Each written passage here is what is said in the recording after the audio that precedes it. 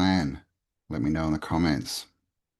I totally get that you're busy, you've got personal things going on in your life, lots of distractions on the news given from the mainstream media. There's a lot going on. But I don't know if you realize this, but it's been over a year since the Georgia Guidestones were blown up, and nobody's talking about it anymore. And if you don't know what the Georgia Guidestones are, it's a bunch of tall stone tablets where it has written on them the same exact text in a bunch of different languages. One of the wonderful things that whoever put up this monument thought to put on here was maintain humanity under 500 million in perpetual balance with nature.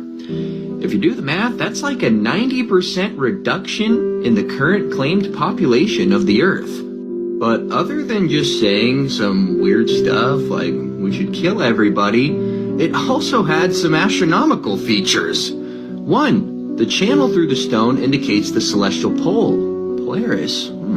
Talk about that in a second. The horizontal slot indicates the annual travel of the sun. And 3, sunbeam through the capstone marks noontime throughout the year. Now that channel that they were talking about drilled through the rock is this hole right here. And you could have walked up to this hole at any time of the year, day or night, and this hole would be aiming at Polaris, the celestial pole. Riddle me this.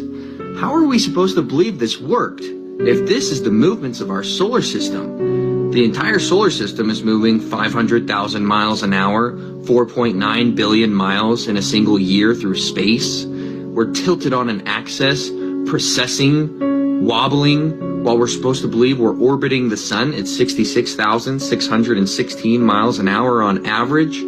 And all of the stars above our head are supposed to be expanding away from us from the Big Bang, doing their own individual movements. And we're supposed to believe that we're on a round rock, and we could set a rock on this rock that aims at Polaris 24/7 when we're supposed to be doing this?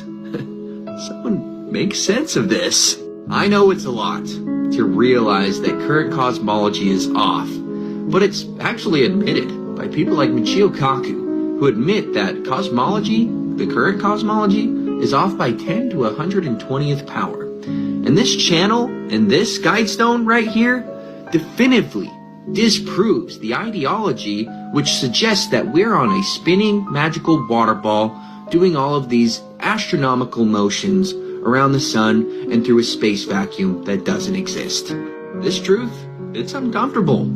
It's gonna really twist and turn your brain. But once you realize that everything is cyclical and the sky is a clock, and the Georgia Guidestones, that horizontal hole that was cut into those stones, it measured the equinoxes and solstices of the year. Why do you think that the sun makes this analemma every year? It makes this infinity shape. And we have to believe that a Mars-sized planet came and hit the Earth and caused all of this cyclicalness? Yeah, right, buddy. The Earth's flat, and we live on the inertial plane or block domain wall of the magnetic perturbation that starts at the center of the Earth. There's no South Pole. And when you look at the movements of the wandering stars, or so-called planets, and then you look at a magnetic field, something might be going on. I suggest that maybe the sky moves off magnetism and not gravity. If you'd like to hear me debate this live with scientists, pseudoscientists, globe zealots, and all of the likes, you're going to need to follow all 3 of these channels that I've tagged here down at the bottom. I debate on all 4 of them because I am extremely censored for this information.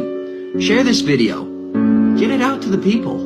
Let's prove to everybody that God's true creation is a level topographical plane with the stars and this moon and the sun moving above us. We are not moving. Have a good one.